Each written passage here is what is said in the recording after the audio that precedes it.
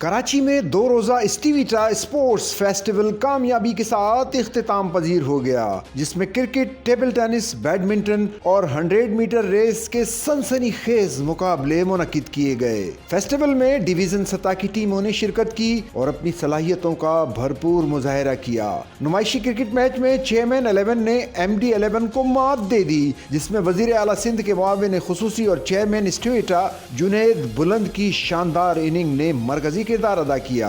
دوسری جانب ریس میں چیئرمین جنید بلند نے MD اسٹیویٹا، ریجنل ڈائریکٹرز اور ڈائریکٹرز کے ساتھ اسٹاف کی دوڑیں لگوا دی۔ اسٹاف کو بھگا کر آخر میں چیئرمین نے فتح حاصل کر لی۔ چیئرمین جنید بلند نے MD اسٹیویٹا منور علی میٹھانی سے آرم ریسلنگ کے ساتھ تمام طلباء کے ساتھ بیڈمنٹن، کرکٹ اور ٹیبل ٹینس بھی کھیلی۔ دوسری جانب کرکٹ کے فائنل میں لاڑکانہ ریجن نے میرپور خاص ریجن کو سنسنی خیز مقابلے کے بعد شکست دی۔ لاڑکانہ کی ٹیم نے جارحانہ بیٹنگ کرتے ہوئے باؤنڈریز کی بارش کر دی۔ ٹیبل ٹینس اور بیڈمنٹن کے مقابلوں میں کراچی ریجن کے کھلاڑیوں نے اپنی مہارت کا لوہا منواتے ہوئے پہلی پوزیشن حاصل کی، جبکہ 100 میٹر ریس میں حیدرآباد کے کھلاڑی بازی لے گئے۔ اختتامی تقریب میں وزیر اعلیٰ سندھ کے معاون خصوصی اور چیئرمین اسٹیویٹا جنید بلند نے خطاب کرتے ہوئے کہا کہ اسٹیویٹا اسپورٹس فیسٹیول کا مقصد نوجوانوں کو مثبت سرگرمیوں کی طرف راغب کرنا، کھیل کے میدانوں کو فعال بنانا اور ہنر و تعلیم کے ساتھ ساتھ کھیلوں کے مواقع فراہم کرنا ہے۔ انہوں نے کہا کہ ذہنی اور جسمانی صلاحیتوں کی بہتری سے ہی ملک کی ترقی ممکن ہے۔